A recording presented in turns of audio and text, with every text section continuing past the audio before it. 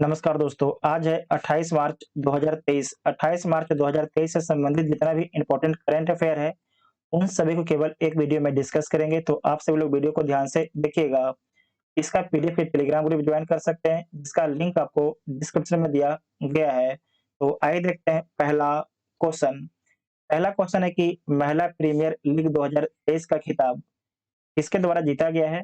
तो मुंबई इंडियंस के द्वारा जीता गया है, दिल्ली कैपिटल्स को 7 विकेट से हरा के, ठीक है। साथ ही आपको ध्यान रखना है कि जो मुंबई इंडियंस है, इसके कैप्टन कौन थे? तो हरमनप्रीत कौर।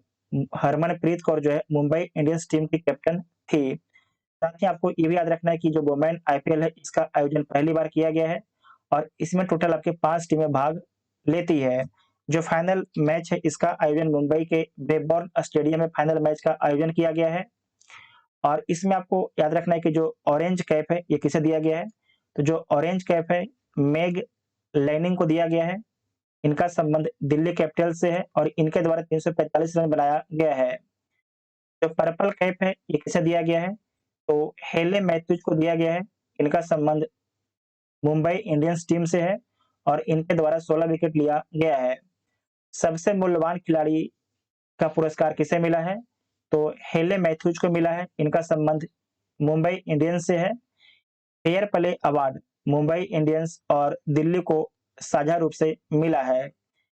फाइनल में फाइनल मैच में जो है प्लेयर ऑफ द मैच का पुरस्कार किसे दिया गया है?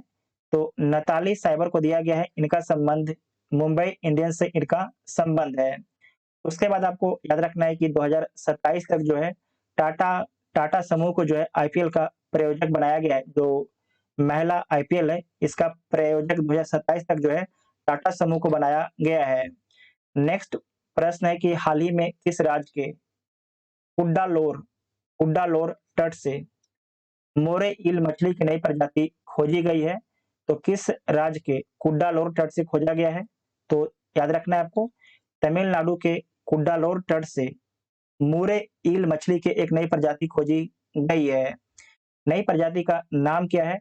तो जिर्मोथोरेक्स जिर्मोथोरेक्स तमिलनाडु ड्वेसिस इसका नाम रखा गया है। इसे तमिलनाडु ब्राउन मोरे इल समान नाम दिया गया है। इस मछली को भारतीय कृषि अनुसंधान परिषद के द्वारा खोजा गया है। बीबीआई पॉइंट से मार्क कीजिएगा। इस मछली को जो है भारतीय कृषि अनुसंधान परिषद आईसीएआर के वैज्ञानिकों के द्वारा खोजा गया है। तमिलनाडु के वर्तमान में मुख्यमंत्री एम के स्टालिन है। तमिलनाडु के राज्यपाल आर एन रवि है। राजधानी चेन्नई है। लोकसभा में 39 सीट है। राज्यसभा में 18 सीट है। विधानसभा में 234 सीट है। भारत का पहला multi modal logistic park Tamil Nadu में खोला गया है।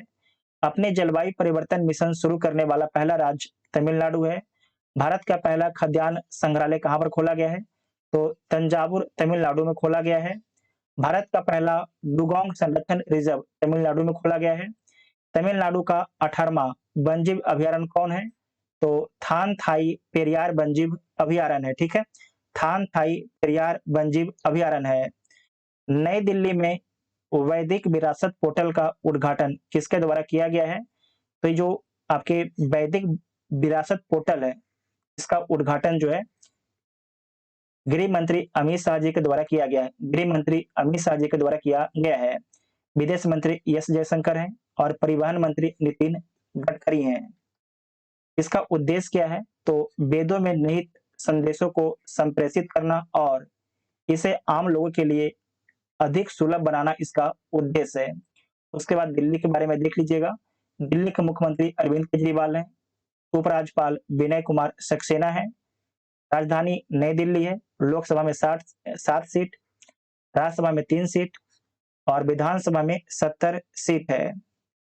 नेक्स्ट पॉइंट है कि इसरो ने अपने सबसे भारी रॉकेट LVM-3 से वन वेब समूह की कंपनी के कितने सैटेलाइट को सफलतापूर्वक लॉन्च किया है? तो 36 सैटेलाइट को लॉन्च किया गया है। जो सैटेलाइट था किसका था? तो वन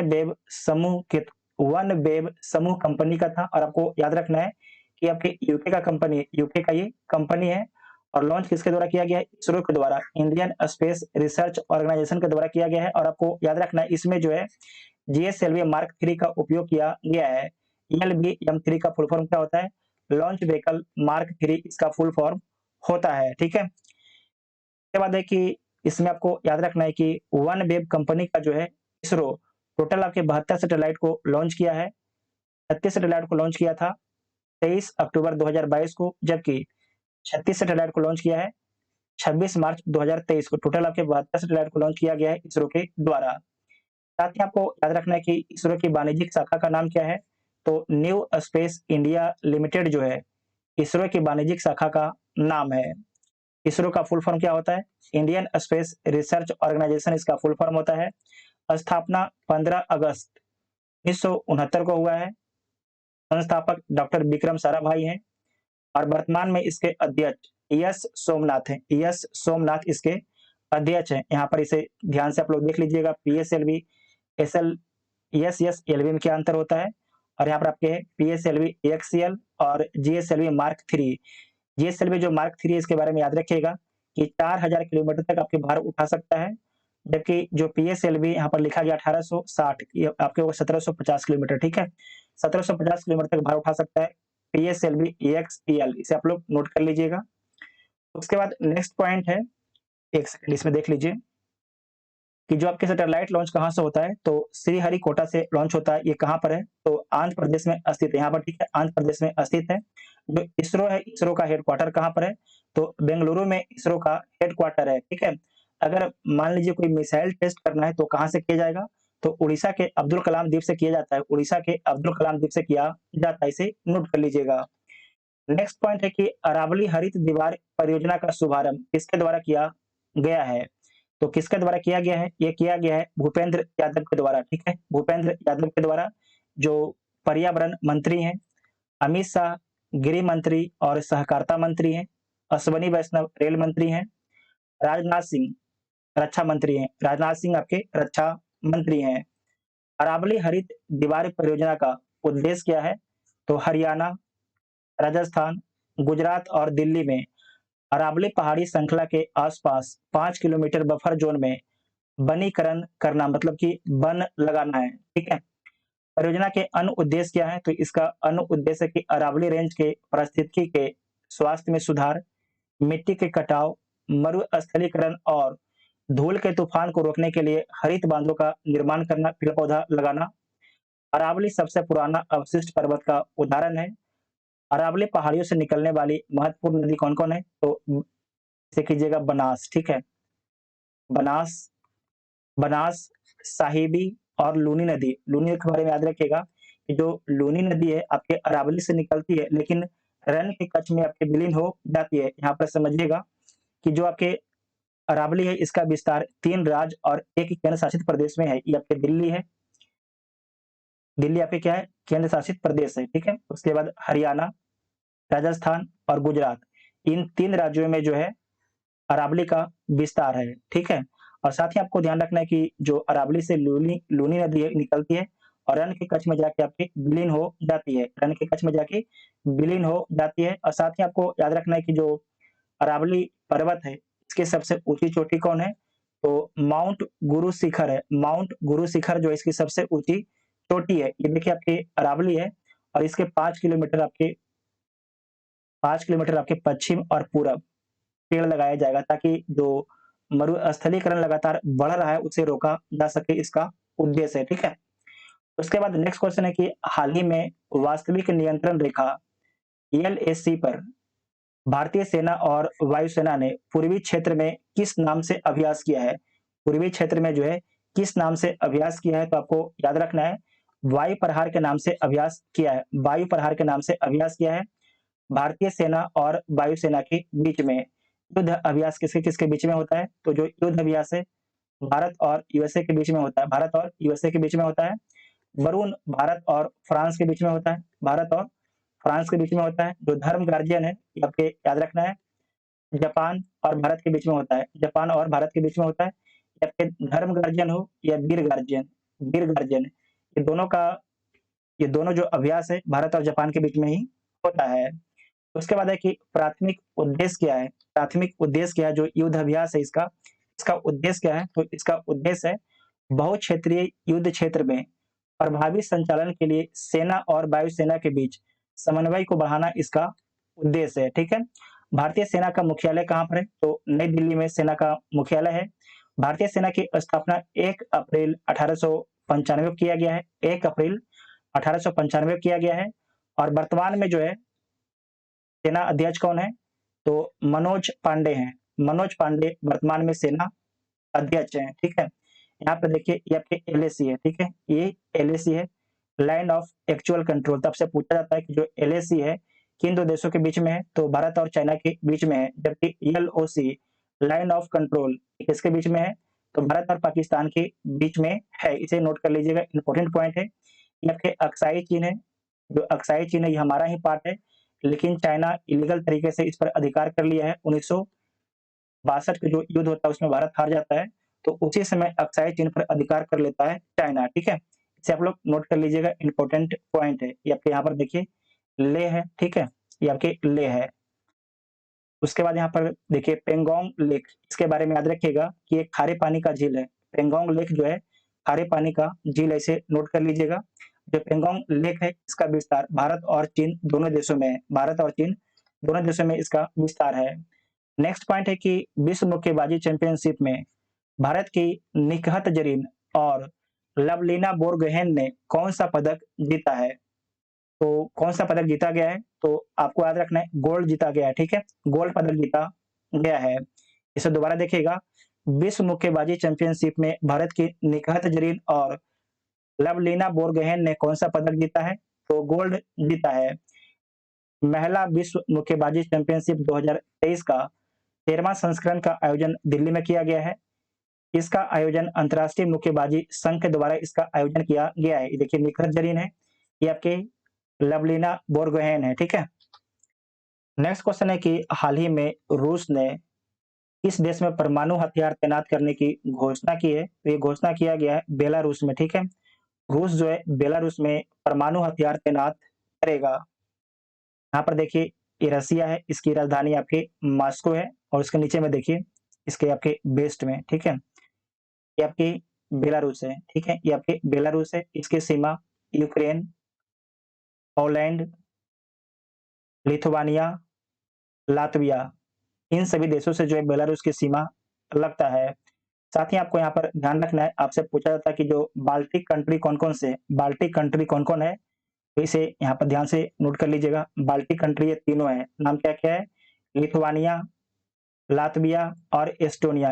ये तीनों देश को जो है बाल्टिक कंट्री बोला जाता है, ठीक है? बाल्टिक कंट्री बोला जाता है। ये आपके नॉर्वे है, ये स्वीडन है, ये आपके फिनलैंड है। फिनलैंड की राजधानी कहाँ पर है? तो हेलसिंकी फिनलैंड की राजधानी है, ठीक है? इसे नोट कर लीजिएगा। जबकि यूक्रेन है, इसकी राजधानी कहाँ पर है? तो कीव यूक्रेन की राजधानी है। रसिया के वर्तमान में राष्ट्रपति कौन है? तो व्लादिमीर पुतिन है, व्लादिमीर पुतिन है और यहाँ की संसद को डीमा बोला जाता है। यहाँ पर देखिए जबकि रूस है इसकी संसद को डीमा बोला जाता है, ड्यूमा, ठीक है? इसे नोट कर लीजिएगा। उसके बाद नेक्स्ट क्वेश्चन है कि हाल ही में दिवंगत हुए गॉर्डन मूर ने किस कंपनी की स्थापना की है? तो किस कंपनी की स्थापना किया गया है? इंटेल कंपनी की स्थापना किया गया है। आपको याद रखना है कि इंटेल जो है एक प्रोसेसर है और साथ ही आपको याद रखना है कि ये चिप भी बनाता है, ठीक है? जो चिप बनाता है जिसका इस्तेमाल कंप्यूटर, गाड़ी हर कुछ में जो है चिप का इस्तेमाल होता है, जो सिलिकॉन का बना हुआ होता है। जो इंटेल कंपनी है इसकी स्थापना 1968 में किया गया था और इसके संस्थापक 2 व्यक्ति थे, रॉबर्ट नोयस और गॉर्डन मूर थे, गॉर्डन मूर थे, ठीक है? इसका मुख्यालय कहाँ पर है? तो कैलिफोर्निया में इसका मुख्यालय है। माइक्रोसॉफ्ट के सीईओ कौन है? तो सत्या नडेला हैं। यूट्यूब के सीईओ कौन है? नील मोहन है। ट्विटर के सीईओ एलन मस्क हैं। गूगल का सीईओ सुंदर पिचाई हैं, सुंदर पिचाई हैं। नेक्स्ट पॉइंट है न्यू डेवलपमेंट बैंक का नया अध्यक्ष किसे चुना गया है? तो न्यू डेवलपमेंट बैंक का नया अध्यक्ष ये चुना गया है डिल्मा रूसेफ को चुना गया है। डिल्मा रूसेफ को चुना गया है। इनका संबंध किस देश से है? तो इनका संबंध ब्राजील देश से है। जो डिल्मा रूसेफ है इससे पहले जो है न्यू डेवलपमेंट बैंक के अध्यक्ष कौन थे? तो मार्कोस ट्राइजो थे, मार्कोस ट्राइजो थे। और आपको याद रखना है कि जो डिल्मा रूसेफ हैं, ये ब्राज़ील के पूर्व राष्ट्रपति हैं। साथ ही आपको याद रखना है कि अगर पूछा जाएगा कि न्यू डेवलपमेंट बैंक का पहला अध्यक्ष कौन थे? तो केबी कामत थे, केबी कामत थे। और अब्दुल फतह अल-सीसी के बारे में याद रखिएगा कि मिस्र के राष्ट्रपति हैं, मिस्र के राष्ट्रपति हैं। और 26 जनवरी को जो गणतंत्र दिवस हुआ था 2023 में, इसमें भारत के मुख्य अतिथि थे। और साथ ही ये भी याद रखना है कि न्यू डेवलपमेंट में जो है नया मेंबर के रूप में कौन शामिल हुआ है? तो मिस्र आपके शामिल हुआ है। न्यू डेवलपमेंट बैंक के बारे में समझ लीजिएगा, इसकी स्थापना जुलाई 2014 में किया गया है। फोर्टेलेजा ब्राज़ील में इसकी स्थापना किया गया है। तो ये भी याद रखिएगा जो न्यू डेवलपमेंट बैंक है, इसका मालिक कौन है? तो इसका मालिक आपके ब्रिक्स है, ब्राज़ील, रसिया, इंडिया, चाइना और साउथ अफ्रीका इसका मालिक है। न्यू डेवलपमेंट बैंक का मुख्यालय शंघाई चीन में है। इसके अध्यक्ष डिल्मा रूसेफ हैं। और वर्तमान में मेंबर ब्रिक्स, ब्राज़ील, रसिया, चीन, भारत, साउथ अफ्रीका, उसके बाद बांग्लादेश, संयुक्त अरब अमीरात तथा मिस्र इसके मेंबर हैं। इसके बाद ब्रिक्स के बारे में समझ लीजिएगा। ब्रिक्स में 5 कंट्री है, ब्राज़ील, रसिया, इंडिया, चाइना, साउथ अफ्रीका, ठीक है? इसकी स्थापना सितंबर 2006 में किया गया था। पहला ब्रिक्स शिखर सम्मेलन 16 जून 2009 को रूस में हुआ था। मुख्यालय शंघाई चीन में है। टोटल आपके 5 देश हैं। इसका जो 14वां समिट है, ये आपके चीन में हुआ था, ठीक है? 14वां समिट कहाँ पर हुआ था? चीन में हुआ था। जबकि 15वां कहाँ पर होगा? तो 15वां आपके साउथ अफ्रीका में होगा, 15वां साउथ अफ्रीका में होगा। उसके बाद देखिए जो रसिया के राष्ट्रपति कौन है? तो व्लादिमीर पुतिन है। चीन के राष्ट्रपति शी जिनपिंग है। भारत के प्रधानमंत्री नरेंद्र मोदी हैं। साउथ अफ्रीका के राष्ट्रपति रामफोसा हैं। ब्राज़ील के राष्ट्रपति मिशेल तेमर हैं, मिशेल तेमर हैं, ठीक है? इसके बाद पिछले वीडियो में पूछा गया प्रश्न देख लीजिए। हाल ही में कौन-सा देश ब्रिक्स न्यू डेवलपमेंट बैंक का सदस्य बना है? तो कौन बना था? मिस्र आपके बना था। और इस क्वेश्चन का आंसर आप सभी को कमेंट बॉक्स में देना है, तो आप सभी लोग इस क्वेश्चन का आंसर कमेंट बॉक्स में ज़रूर बताइएगा, ठीक है? अगर वीडियो आप सभी को हेल्पफुल लगता है, तो चैनल को सब्सक्राइब कीजिएगा और वीडियो अपने दोस्तों में शेयर ज़रूर